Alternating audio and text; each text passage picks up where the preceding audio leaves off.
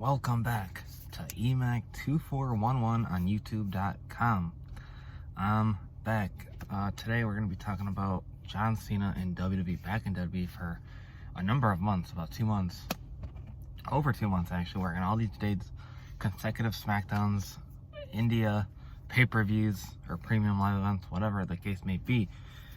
John Cena, who's my favorite WWE superstar of all time, by the way. Love John Cena, love his movies. I mean, I look forward to seeing all his movies. I watch them all. I'm not gonna say all of them are great, but either way. Yeah, let's talk about it. So John Cena returns to, he returned to WWE September 1st, just about 3 weeks ago, over 3 weeks ago at this point, about 3.5. He comes out, he returns, yeah. So he comes out to a big reaction as always. He, Jimmy Uso interrupts him and basically lays him out with the AA. Boom. Okay. So when I first watched the segment, that was only really about 10 minutes long. Pretty, quick. When I actually first watched the segment, I'm not gonna lie. Now, it was a great segment in my opinion. However, I didn't think it was gonna lead to anything with the bloodline. I'm not gonna lie to you. I didn't think at all it was going to lead to anything with the bloodline. Didn't think of it at all. So I'm like, oh, it's just probably like a segment, like to kind of get him out there as return, lay somebody out, look like he's strong, lay him out the AA. That's it. Or maybe they'll feud, maybe, but I didn't really think so. I mean, I thought maybe it was a possibility, but I didn't think the John Cena feuding. Nah. So I'm like, oh, good segment. Okay, cool. Good to see him back. Then he does Payback. He's the special guest referee. I thought the stuff with the Miz and him was really funny and great. To be honest with you, they have great chemistry together. And then, of course, he's the special guest referee, like I said, for LA Knight versus The Miz at Payback. The next night, and it's like, yeah, they teased some matches. They teased The Miz and LA Knight versus John Cena and The Miz versus John Cena. Which I also was like, I thought LA Knight versus John Cena might happen. I thought when they were kind of like teasing them in the match, I was like, okay, that could be really good. Like, okay, I still wasn't sure if it was gonna happen. I'm like, okay. So yeah, and then he was like a backstage correspondent. That segment with him interviewing Finn Balor and Damien Priest was really funny, in my opinion. But yeah. So okay, good stuff here. Not really leading to anything. I'm thinking like, okay. Then he works the India show. First time ever teaming with Seth Rollins, who is the World Heavyweight Champion, facing Ludwig Caster and Giovanni Vinci. I don't know why. I don't know his last name. Anyway. So they have this match, which obviously wasn't televised. It was really just a house show. But yeah, John Cena and Seth Rollins would of course won the match. And all that, so cool. And then he comes back on September 15th, SmackDown, which was last week. And then he's on the Grayson Waller effect to close out SmackDown for September 15th. And I'm like, okay, what's this one? Now I'm thinking like this might actually lead to Grayson Waller versus John Cena, right? To be honest with you, that's what I thought was actually gonna happen. I'm like, okay, this could be interesting because of course they had Money in the Bank. That interaction, that segment that they had of Money in the Bank in London. John Cena, of course, coming out, a surprise return.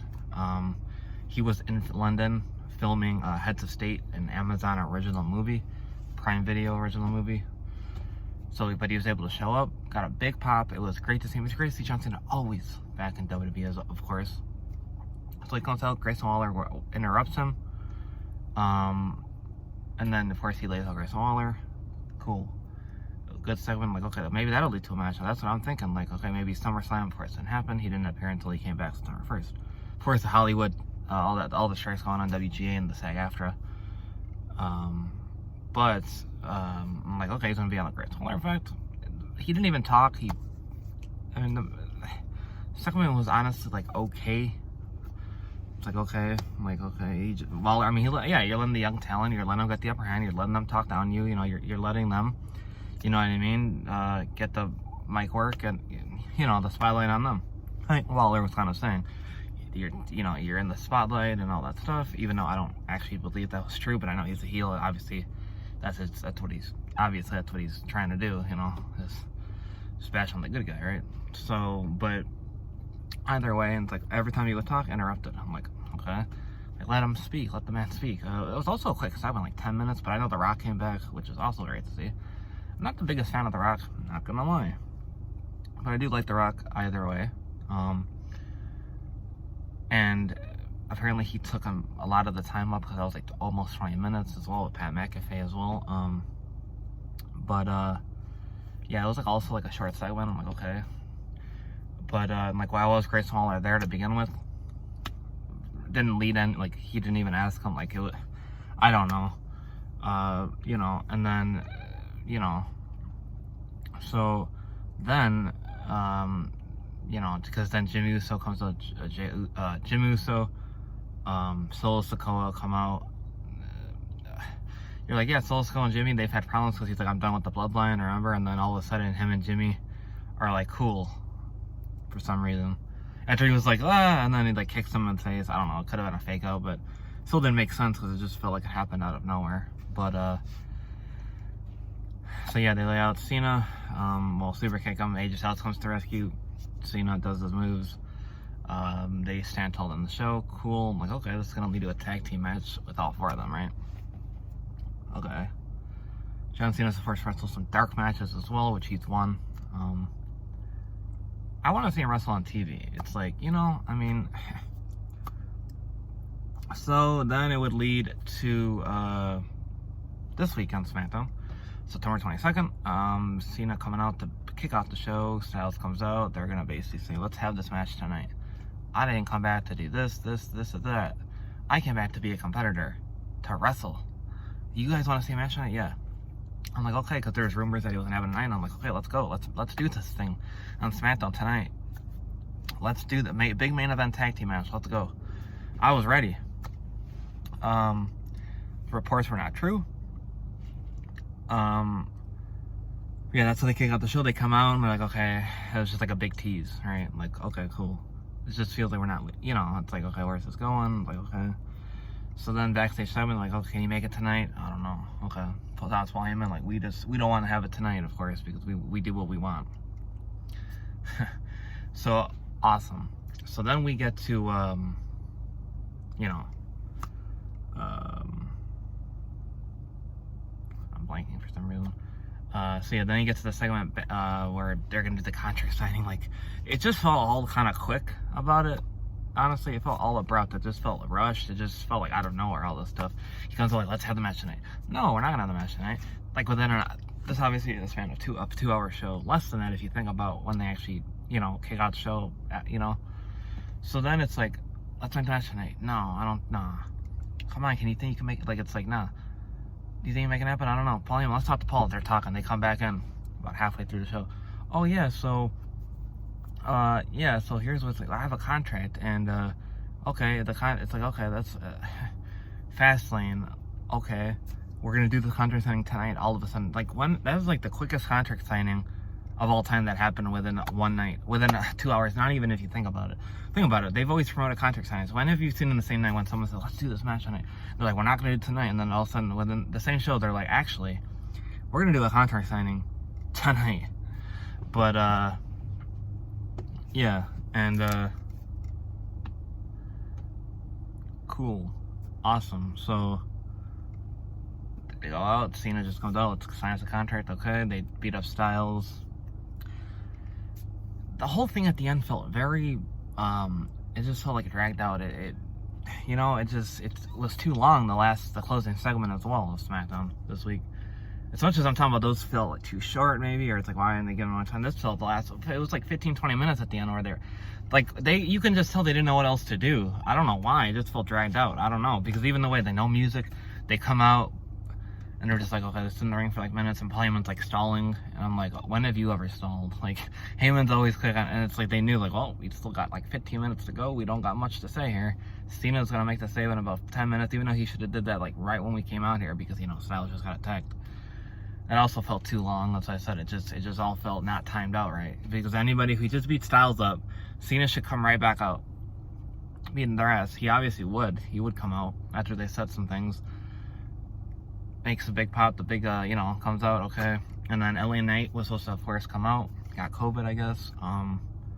Hopefully he's able to go for the tag team match. But yeah, they beat down Cena. Cena does do a couple of moves. Looks like he's going to get that brand.